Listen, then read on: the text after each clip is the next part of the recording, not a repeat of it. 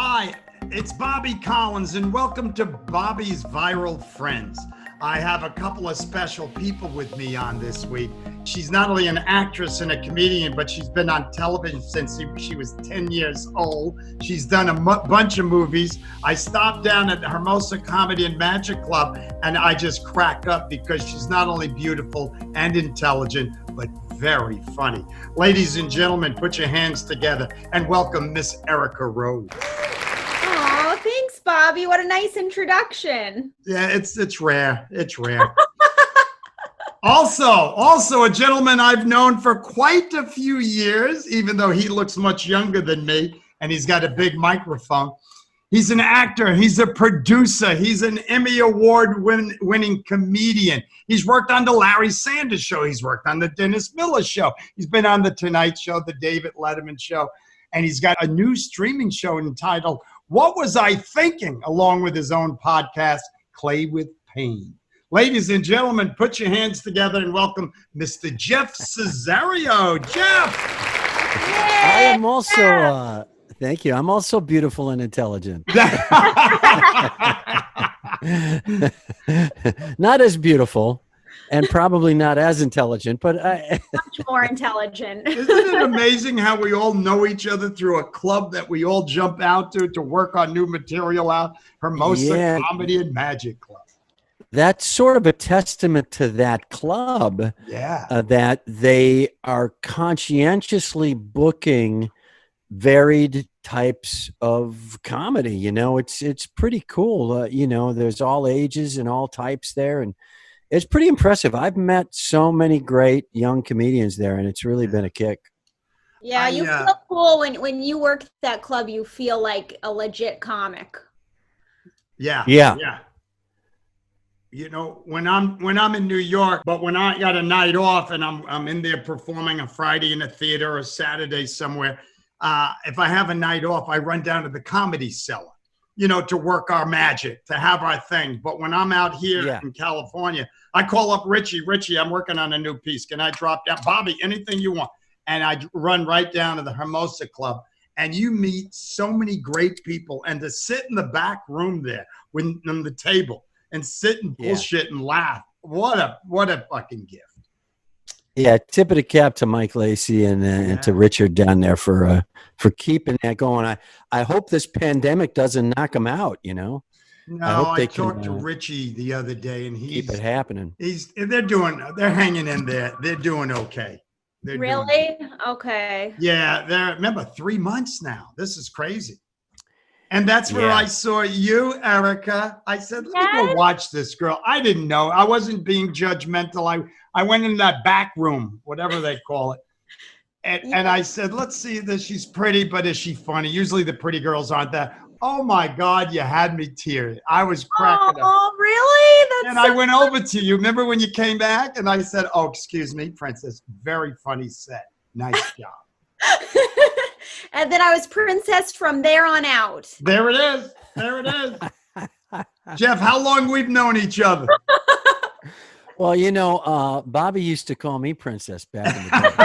Oh, he calls all of his friends Princess. Yeah, he called all the ingenues Princess. Bobby and I go back to, I came out of the Midwest, and most people look at me and they think I'm from New York, and I have to, you know, I look like I'm from New York, and then Bobby will attest to this. If you talk to me for like 2 minutes, you go, oh, he doesn't have the moxie to survive in New York. He's way too nice. So I would just visit New York. Yeah, right. I would just visit New York, but constantly through the 80s. I would come in for a couple of weeks. My brother lived there, so I crashed at his place, and I would work all the clubs, and I'd run into Bobby there. And then, of course, out in L.A., in the mid-'80s, we started working together a lot at the Improv and stuff like that. And our paths crossed quite often. I always liked watching Bobby because you were always so relaxed on stage. It was like if Dean Martin just did stand-up. Oh, it was so easy. You know, it was so type B in a type A business. It was really, I really enjoyed that. Thank you, Princess. I got a little embarrassed. Hey, look, I'll get it out of him eventually. God, what's going on in our lives now? I mean, I'm dying to get back up. I have a lot of cancellations. Yeah. I just got 2 today because I was supposed to be Harrah's up in Lake Tahoe for 4th of July weekend. And then I was supposed to be in Arkansas, Walmart. Canceled. Wow. Canceled in Wow. Arkansas? Yeah. They got a huge spike of, people don't care. They're walking around. No one cares, Right. I just think look and never in our lives.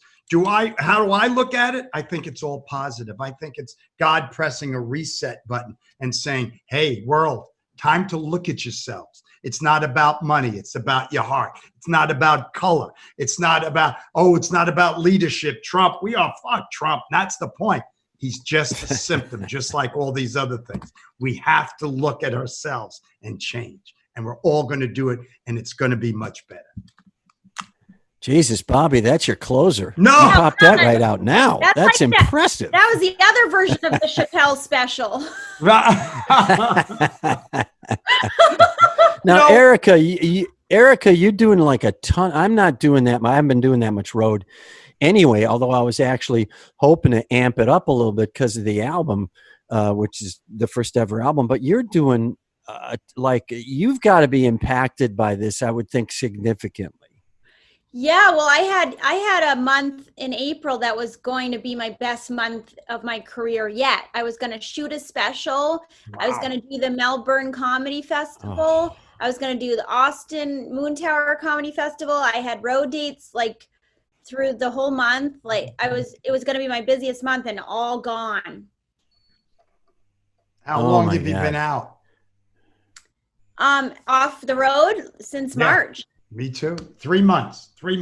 I lost 3 months work. And that was the hot 3 months. The Florida in season, the this, the that, the running around Midwest. Right. Now, summertime usually slow down. I got like 3 gigs left for July. And I'm just got my fingers crossed. Right. And I don't care if it's a comedy club rather than a theater. I just want to work it out. I've been going through. Right. I've been going through. What bit did I do? Okay. What about this new pandemic? What am I doing? I walked by a store recently, a lingerie store, when I was in New York by my apartment, and it had the garter belts on the girls and the stockings and the see-through bra and the panties. I went to bed with my wife recently. I thought I was going to bed with an Eskimo. She had her double flannel pajamas. She had a backpack, goggles. I go, honey, what are you doing? Let's go to bed. It's changing. It's all changing. Yeah, everything is. I never thought I would utter this phrase. Our thresholds are so high now. Yeah. It's like, honey, we're down to only 70 cans of pinto beans. We have to go back out. It's just ludicrous. But like you say, it is a reset. It's a definite reset. It is. And I think they always say the economy is healthy and we're trying to keep the economy going. I think the stock market's healthy, but I think the economy itself, I mean, boy, the second people went without one paycheck, everybody was, holy crap, we're in trouble, So really, it shows that I think almost everybody, in some respect, has been managing debt as opposed to making enough money to save money. You know what I mean? So I'm not sure the economy is as healthy as everybody likes to think it is. Well, when you talk about the stock market, those are the money people. Those are people with money. So they're, the whole thing of Trump and who he used to be, when I know, and I've still known, was give the money to the rich and they'll hire the poor. That was bullshit.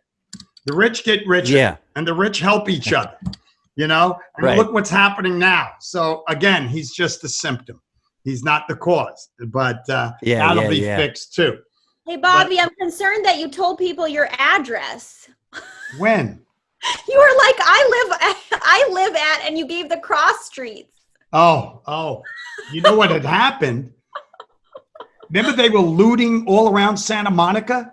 Yeah. So I was like, are you kidding me? And then coming from New York, you see all the cops following a very pleasant, peaceful demonstration with protesting and signs. And I'm going, oh, that's great. And then they don't send 1 or 2 other cops or 10 or 20 around the 4 blocks away where they're breaking and stuff. Yeah, this is called leadership.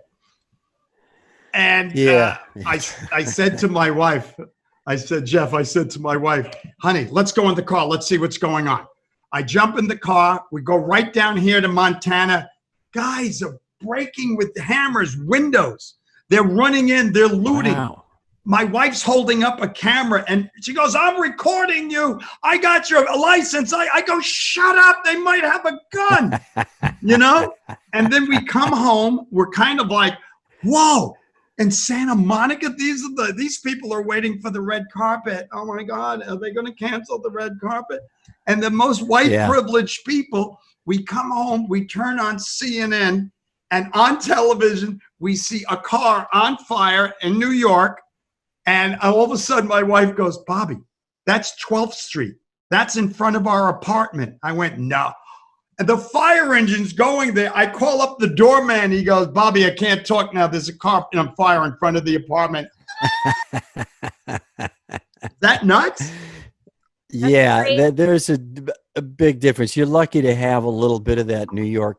Well, you have a lot of that New York vibe in you. Yeah. Because I mean, every time I hear a story about that parallel, which was so true what you said, it's very white privilege out in Brentwood, Santa Monica, and all across the city and the country, quite frankly. Right. But I always think of Leno, and Leno had that great joke about, if you drive down Mulholland Drive in LA, which is beautiful, top of the Santa Monica Mountains that split the valley from this side of the hill, and it's beautiful. People from out of town will take the drive on Mulholland and go, boy, the vistas up here are beautiful. And people from New York will drive Mulholland and go, you could drop a body in here and nobody'd find it for months.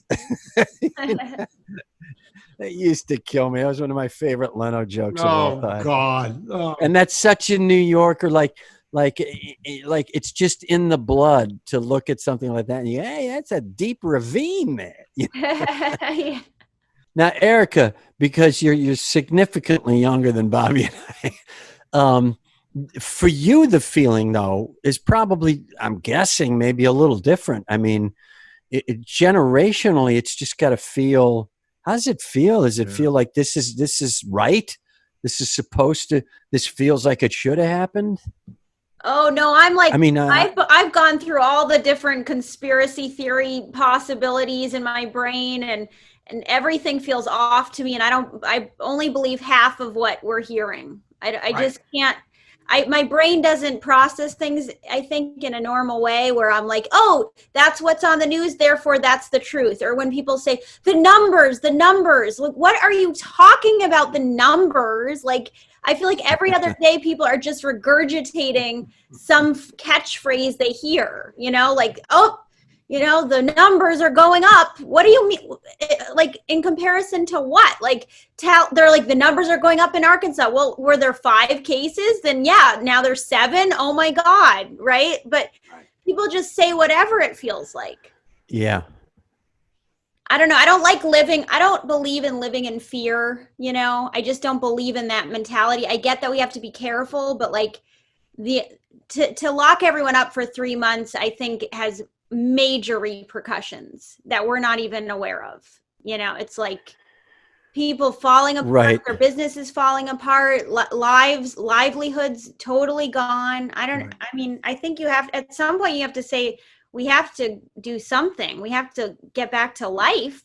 Right. Well, that's kind of what we're doing now, right. Is trying to. I'm hoping. Trying to get it back and see what happens, And I mean, we have lost a lot of people, and I think the approach did help limit the damage, but certainly, I mean, I always think this way. I think all those arguments are legit, and we can sit down and have those arguments, but what this country's always done is bail out major industries that are in trouble. When the auto industry was in trouble, we bailed them out. When the steel industry was in trouble, we bailed them out until we could realize that autos went global and steel went global, until they boomeranged back, and now we're building Mercedes in Alabama. And the hospital industry in this country was overwhelmed and in massive trouble because of this pandemic. I've never seen anything like it. Bobby, I don't think you have. I've never seen people in hospitals running around going, we've never seen anything like this. Right. We're out of gear. Right. You know, and that, I think, is why a lot of people were hoping for a bigger federal response to come in and go, okay, let's bail out the healthcare industry. We got to do it. Right. And they didn't. They did. The testing was delayed for months, this and that. Well, again, the story's why. Let me ask you this. Newton, Mass., Wisconsin, New York, Kenosha, Wisconsin. When I grew up, we didn't trust cops. You know, when I was a kid, matter of fact, I've had two black friends of mine that we grew up together, and they were calling up asking about Santa Monica. And then they said, Bobby, do you remember the cops were pricks to us growing up? I go, yeah. I go, people buy into this? How are the cops to you guys? We never, I'll go first because it'll be short. I grew up in Wisconsin. I'll punch you. It's a pretty innocent place to grow up. Even a factory town in Wisconsin is going to be a little less intense than anything out east. So we grew up in a little bit more of a 50s textbook. You respected the cops. You tried not to get in trouble yourself. And about as weird as it got was guys pulling up selling pilfered speakers out of their trunk. That was about as deep as it got in my neighborhood. Was it interracial? We did. Kenosha had a small black population, very heavily Italian, very heavily Polish. So it was a good ethnic mix. And I went to public school in junior high and high school, and we had a fair share of ethnic groups there. Yeah, so that was the advantage of being a sort of a factory town, is you got a little better ethnic mix. But I take my bike 5 minutes out of town, and you were in farm country. 5 minutes out of town, you were in farm country. Yeah. In my town, I don't remember seeing many cops at all. In Newtown? Yeah, in Newton, Mass. Newton. I don't remember a huge cop presence there. I don't, I remember we'd play handball. We'd be out there playing stickball. We'd break a window. We'd all run. Cops would come. They would whack us. They would smack us around. We were like, yes, sir. No, sure. Out. Yeah. You didn't tell your parents, because if you did, then you probably deserved it. No, we didn't. The pricks. These cops were pricks. So to see this going on, Bobby, everything we know about growing up and about raising kids is not only ineffective now, it's mostly illegal. Right. So all those instincts we have to fight against. The arm comes up to give someone a little soft pat in the back of the head, and you realize, I can't do that. I'll be in prison for 7 months. Oh God.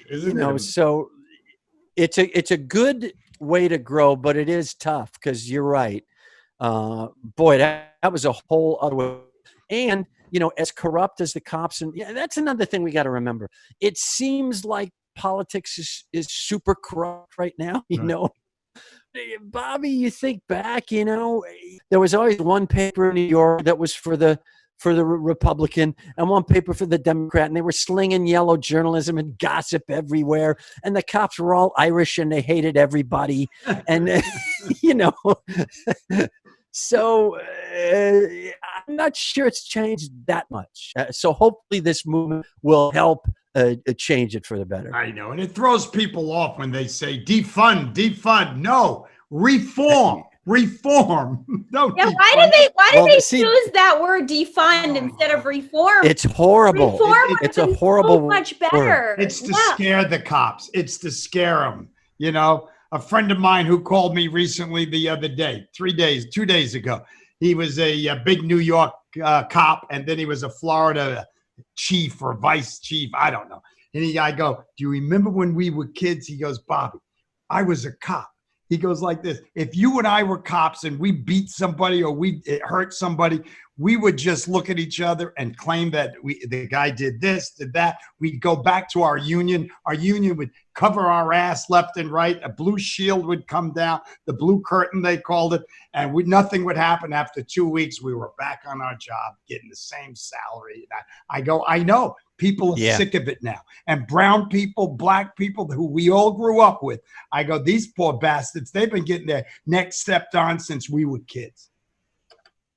How amazing is it that the three of us all responded to the same branding / marketing issue, right? Which is, and I think it's because we're stand-ups and words are important to us. Right. You hear defund, it's much closer to abolish than reappropriate funds, rebudget the cops. Because really, when you look at it that way, you go, oh, so they're gonna. It's helpful to the cops in some ways because then they don't have to go out and get a cat out of a tree or deal with two people who have an argument every frickin' Friday night on their front porch. There's a better social worker type person who could go do that. Let's build up that department, give them some money, and the cops can handle what they really need to handle. Or there's a guy online. It isn't necessarily prepared that way, presented that way. Otherwise, or there's a guy online who falls asleep at Wendy's because he drank too much, and next thing you know, he's dead. Come on, people, are you out of your mind? Yeah, that's it's tragic. There are constant tragic reminders, but they're just of reminders. The duality coming of up law now enforcement. for a reason, which is good. But that's why we live in our world. We're circus people. We're carny. You know, there was no prejudice. There's no racism. We just talk about whatever comes our mind. You know, we talk about it. Well, you know, Erica apparently grew up in a town where they were so pleasant, they didn't even need policemen. I just don't recall a huge presence of them, you know? Right. Well, because Erica was a princess, and I did grow up in a very Jewish town. It was a very probably 80% Jewish. Is that right? Yeah, and so that means that was the nice section of town. Yeah. Yeah. All the psychiatrists were there, so I don't know if we needed a lot of. If you have all the psychiatrists, you don't need all the cops. You know. You know. Interesting. That's a great point. It is. I know. I feel like breaking a window. Hang on. Talk to Erica's dad. Talk to someone. Yeah. Right. Here, come, sit down. Listen, that window, what does that represent to you? A mirror to see myself, and I don't want to look. Oh, okay. Okay. Wow, that was fast. Yeah. You're good, Bobby. Look at us. You know, it's funny. I've been home 3 months. She gives me things to do. Bobby, you got to call Spectrum. I go, what's Spectrum? She goes, it's our televisions and our internet. Talking to these people, Bobby, you got to call the U.S. Post Office. I sent something, it got lost, and I insured it. I go, do you ever try to talk to these people? I'm like, well, who do I call? Sir, you don't call us. You got to call this number. You got to go online. You got to fill out a form. The worst. Oh, my God. Oh, my God. I didn't even sign up for unemployment because I couldn't log into unemployment. So I was like, I've got to invent a job now. You know, I have to decide to work. I'd rather work than figure that out. Oh. Yeah. That's impressive. It's you know, customer service has completely collapsed in this country. I know. My wife spent 12 hours over 3 days on the line with DirecTV, which is now AT&T.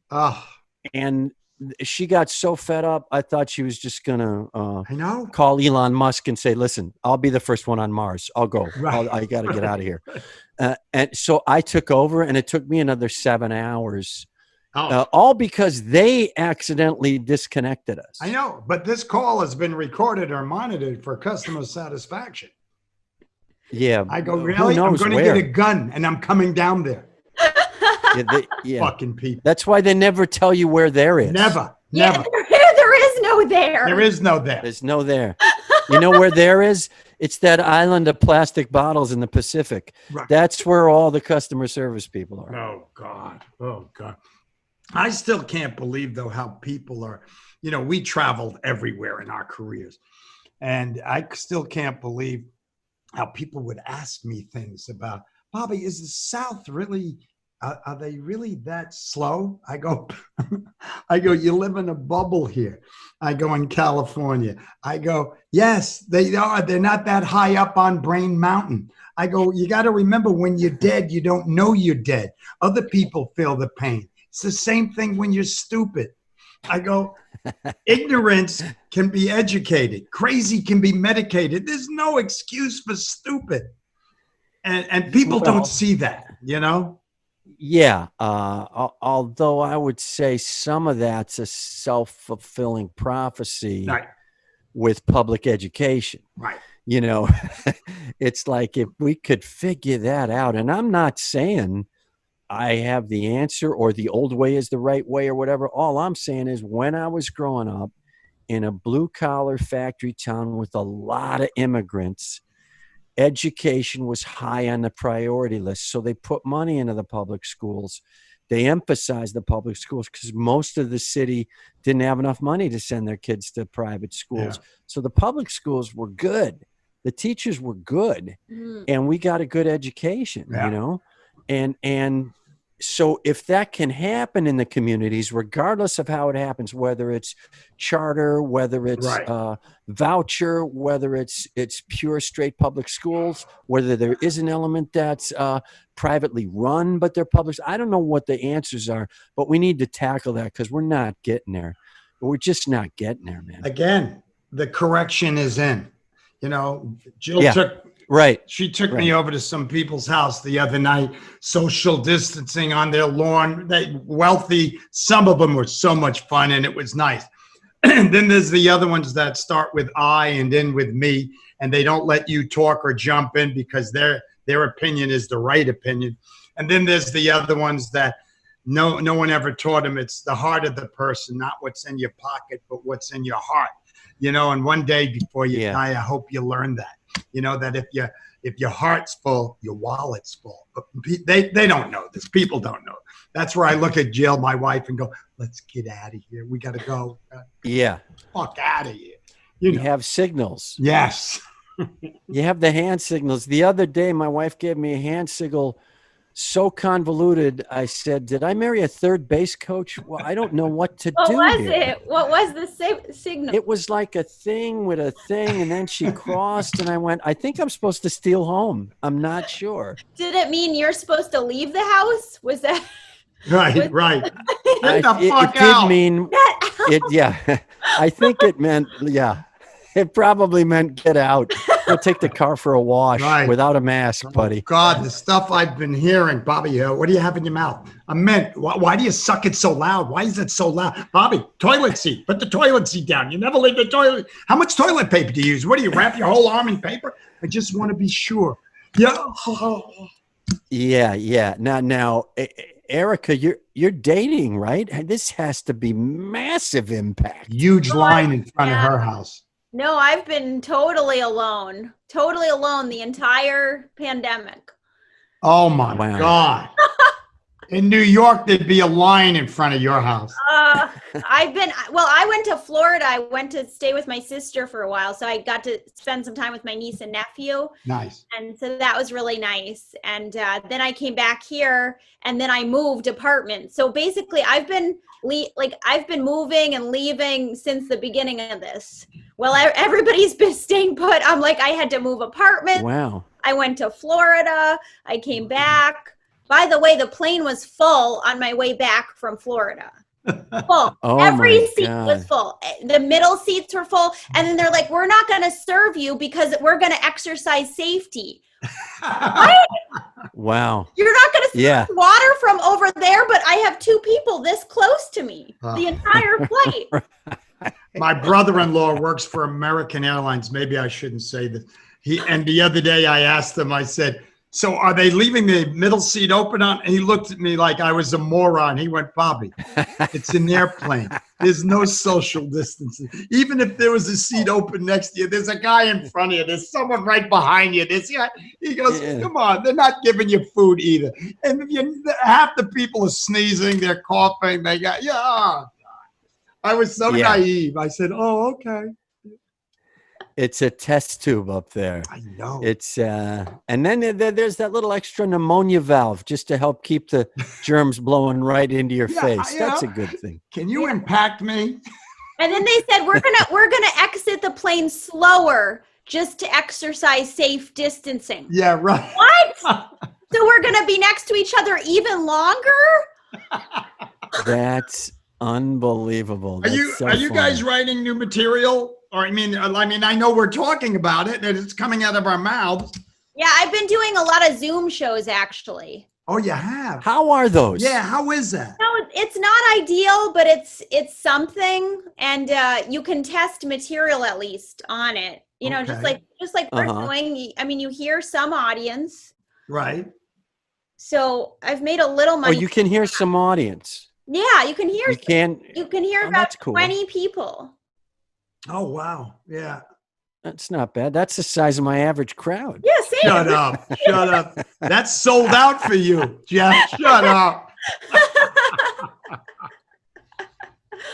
Oh, he's funny. He's funny. Jeff's very funny. Yeah. So I just write stuff down as it goes, like this whole statue thing, the Confederate statues. Yeah. I just thought, losers don't get the statues very often. I mean, there isn't a statue of Hitler anywhere with a plaque out front going, he gave it a good shot. I mean, there's no, there isn't. So, and Mussolini, he played the violin, and I got to tell you, no one ever considers that. Yeah, they short shrifted the guy. Oh. I mean, you don't hear that. I know. I know. But I got to tell you, we're laughing and I'm really enjoying this with you guys. But I got to tell you, I woke up the other day, and again, you know how we are. You got to always be the example. You're the one that throws out the fun comment. You're the one and when you walk in, you see, anxiety levels high. Let's bring it down, and with laughter and humor and fun. Oh, he's a comedian. He does that. Yeah. But I tell you, I woke up the other day, and I was like, oh, my God, money. We have no money coming in. Like, oh, shit. I got to get a thing like that. I got it on the phone. I got to call Spectrum. And you know how you get like, And then I said, stop it. I said a prayer, God first, family second, career third. Put one ahead of the other. You got to get back on where you got off. And I said, hey, God, I need a little help here. I'm starting to feel like it's crowding in from the people around me, even my family, the anxiety. And I'm holding up shields and I'm holding up flat. But now I'm feeling a little, help me. And then, boom, jumped out of it, went for a little run. But wow, Here's what I think the other thing you do is what Erica did, which you just kick everyone out of your fucking life. Yeah. She's living alone. Actually, she's moving. People got too close to her, so she moved. I know. I like that. Erica, run! I'm kind of a runner. I kind of just have to escape wherever I am. I'm like, I can't be here that long, Oh, she's not broken. She doesn't have issues. She does. I moved out of Hollywood a day before the protests, like around the corner from me. Oh, is that right? Wow. Yeah, I was like right there, and then I moved the day before. I still don't get that. I mean, I know you're young, and you don't go online to meet people, do you? I mean, I've tried a little because everybody talks about it. The way I see it is I go on there to almost meet people. It's a good place to almost meet people. And as soon as they get to the point where they're like, you want to meet? I'm like, no, I don't want to meet. Like, I want to almost meet you. I want to be like, oh, we would maybe be attracted to each other, if hypothetically we ever did meet. But I don't want to meet you. Hey, Jeff, I was talking the other night to a couple of buddies, and we go, Remember we used to go in those bars and you'd see a girl like Erica, you'd go over to her and she'd say, "Can I buy you a drink?" "Yeah, sure." And we'd sit there and you'd talk for about a minute and you could look right in and say, "Okay, how much baggage do you really have? I got to get going. Nice meeting you." So these people, the fact that they do it online, oh yeah, my interest, I like to go to basketball games and I like to, how about what else do you like to do? "Well, I like to fuck and I like to run and I like to play ball. And I like to laugh." Right. Okay. Yeah.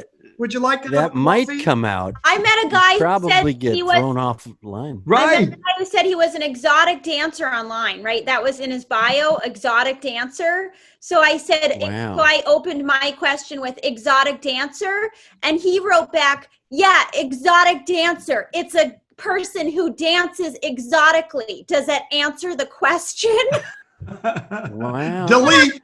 So Delete. you quickly the said, whole app. Yeah. I deleted the whole Delete. app. Delete. One night I went down to the Comedy Cellar, and what's her name gave me a spot. The show's at 7. She gave me a spot at 7:05. Esty down at the Comedy Cellar. She usually gives me 8:10. Then the big room 8:40. I go first one. I walked out on stage. I thought they were 11. The audience looked 11 years old. They had that. I looked at them and I went, "I'm AOL. It's a pleasure to meet you." But when I heard a couple of the other comics that I didn't know get up, and they were good, but for that audience, are younger comics catering to the young just for that reason? Because we didn't, Jeff. We catered to everyone. Didn't we? It was such a different time. I'll let Erica go first because I got to think about this. It was a different time. I mean, Erica, I'm not a good person to ask because my fan base is like 50 and up. Is it? I have an older fan base. Well, because you're smart and you're beautiful. Oh, thank you. I don't know what it is, but older people. I think there was some catering going on, Bobby. I think we probably catered. There was certainly more adult. The one thing I'll say, and this country's really gone that way, and we just have accepted it and adjusted it. But I remember growing up. One of the things about growing up, Bobby and I, roughly the same age, you grew up wanting to be an adult. Right. You didn't grow up in an environment like I'm watching. My kid loves I Love Lucy. She's 11. I love watching it with her. And the great thing about watching I Love Lucy with my daughter is they got a kid. You never see the kid. Where's the kid? He's napping over with the Mrs. Trumbull. And you go, boom, out of the episode. And they have an adult problem that's funny. You know what I mean? I love that. And so when we started to do stand-up, Bobby, I think it was an adult activity. Wow, you're right. And even though it still is in the sense that you have to be 18 or older or whatever, right. It's now it's much younger adults going. Yeah. It used to be sort of a sophisticated, fun thing to do. Let's go to the comedy club. So I think we did cater to an older audience. We could get bluer on a regular basis, right, in front of an audience if we wanted to. It might not be age catering, but I think we did do some selective punchlines. Right. But I've also noticed that, like some guy opened for me when we were working. And he was a young comic, and he was really upset afterwards because the audience was mixed. It wasn't just old, it was mixed. And he was really upset when he came off the stage, and he said, "Did you see any of my set?" And I said, "Yeah." He goes, "Well, what do you think that was? You think it's just a bad audience?" I said, "No, you were catering and running after them. Allow an audience to come to you. Don't chase the audience. They want to know what you're like. They want to feel and see through your eyes what they see too. And if they don't, they'll look and they'll listen. And that was funny. Maybe I should look at life or something like that." I go, "That's what you didn't do." And I go, "And you could dress better too." Well, I wonder if that isn't being pulled out of the creative process. Maybe a little bit of the downside of so much technology. There's YouTube stars. We've all seen it. Oh. They have millions of followers. And really and then they keep trying, and especially because I'm doing some writing and producing, so I get this coming across my desk every now and then. What do we do with this person? We want to make them a mainstream star. And then they got to spend, they don't have an act. They don't have the experience on stage to know what to do with an audience. They don't, what they're doing is a lot of the crap we did pre-open mic or did on our first year of open mics. They're doing it and they're getting 1 million followers and they're making $500,000 or $1 million a year. And it kind of robs them in one respect of a true paying your dues kind of situation. But it's reality. If somebody would have said, hey, you want to suck for $500,000 a year? I would have said yes. So you can't blame them. It's just the way it is now. So you're right. But there's got to be a way they can learn some of those muscles. And then they don't have that much of an issue like that. I was in a club. I stopped in. This was like last year sometime. And I said, how are we looking? She goes, Bobby, we're sold out for both shows. And she goes, you knew we would be. I go, you never know. It was in Jersey. And then I saw a list of guys coming in.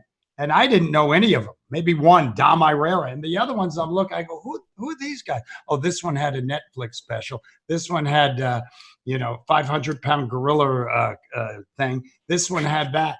And I go, how did this one do with the Netflix special on Saturday? She looked at me, put her head down a little. She goes, we had 39 people.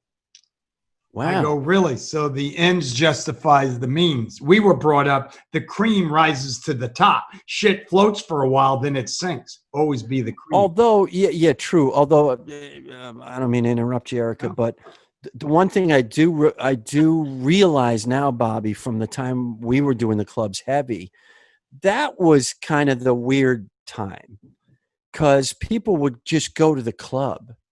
Let's go to the club and see comedy. Who's there? I don't know. They'll probably be great. It's a good club, right? But now it's back to vaudeville. You got to put asses in the seats like back then. There is no novelty to just going to a club. You better have 100,000 Twitter followers or YouTube or Instagram or TikTok and bring those people in so a club owner can go, okay, I get it. I think we're going to be okay on ticket sales, boy, to wrestle with that 3 years into comedy, I was still just trying to figure out how to fucking structure a punchline. Right. Yeah. I know, you're right. Erica, do you find that? I mean, when you're out, how do you know where your crowd's coming from? That's a good question. I mean, I'm still not a big draw or anything, so it's like, I'm just lucky if I can fill half the room sometimes, but then it's weird because in certain pockets I'll do really well. So it's been a little bit unpredictable. And I always wonder what you're saying is how much has to do with the club, like how much has to do with how well the club is promoting it versus what I'm drawing on my own, because I have a huge following on Twitter, but I don't think it translates because I feel like the algorithms are really weird on Twitter where I don't know what it's favoring right now, but I feel like maybe 15% of my audience actually sees the things that I'm writing on there. And so people coming out to my shows, it's like some of them are maybe from that Bring the Funny show I did because I did that like NBC competition show. But then some people will be like, I saw you on YouTube.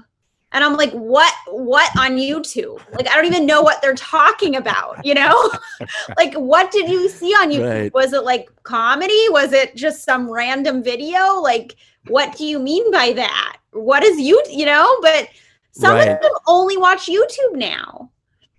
Wow. Yeah. I like that excuse though, Bobby. I like that. I'm going to start using that. Hey, how come you only got 60 people at your show? Well, the algorithms are funky. Right. That's what people. Well, it's also hard to keep up because as soon as you get Twitter, then, Twitter's out on the outs now. Now it's TikTok. You get TikTok. TikTok's on the outs now. It's the next thing. It's like you have to either decide to be with it or just be like, I just can't. I can't. Yeah, you know what's 7 down the line? We got to go through 6 more things, and then the 7th one will be human-to-human contact. Right. Yes. That'll be like a thing again. My daughter yells at me. She goes like this, "But Daddy, how come you never take your phone with you?" I go, "Because I don't want to talk to anyone. I want to, with whoever I'm with, I want to talk to them."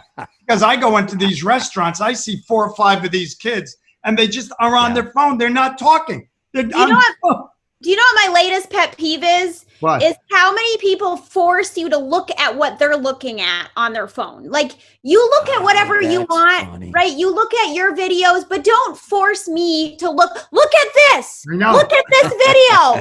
Watch this. I know, and they live on it. They live on it. So aggressive. Oh, you know what happened to my friend? My friend's father died. Oh my God, I should go over there because things like that. Okay, that's part of life. Live, die. Like, you're gonna keep moving. Yeah. But look at the new dog they got. Yeah. What if we were doing that with books? Like, look, read this. Read this. Here, quick. That's great. Read this book. You know, it's the new dirty joke. I know. Remember back, it's the new, hey, psst, come here. I got to tell you something. Don't, nobody, no, just you. Nobody. I got to tell you this. It's that, except you're right, Eric. It's with the phone and bam, it's in your face. Yeah, and you can't be like, I don't want to look at that right now, right? Like, you can't be like, you have to read what they show you. You have to watch the video. Oh, look at this funny video. Look. I'm so naive. Somebody said to me the other day, "Bob, do you TikTok?" I go, "The clock's over there on the wall." I don't want to get involved. I say I don't wanna TikTok get is how involved. long I lasted on TikTok. Hey guys, I want to thank you. So see, we could have kept going. We did an hour. That was fast. Jeez. Erica, how can we follow you on your social media and your networks and stuff? How do we follow you? Just find me on Twitter at Erica Rhodes, and then Instagram Erica Rhodes. And then get my album Sad Lemon on Spotify or Bandcamp or iTunes. Sad Lemon? Sad Lemon. Oh wow, adorable. Jeff, how can people contact you, get in touch with you? Because they will. Well, go to jeffcesario.com, or my Twitter is @RealJeffCesario, and I just am dropping an album this week on 800 Pound Gorilla. Okay. You can get it at Pandora, thanks, or Apple. You can get it anywhere you get your albums. It's called What Was I Thinking? And then my podcast is called Play with Pain, my sportscaster character, Chet Waterhouse. And you can get that on Apple Podcasts or StarburnsAudio.com. And you can follow me online at BobbyCollins.com and the Bobby Collins on Instagram. And if you haven't already, please subscribe to Bobby's Viral Friends on Spotify, iTunes, and Google Play. Or if you're watching us on YouTube, please subscribe to the channel. Thanks so much. And again, thank you, Jeff, so much. And Erica, this was better than most of the other ones. I got to tell you, it just felt right.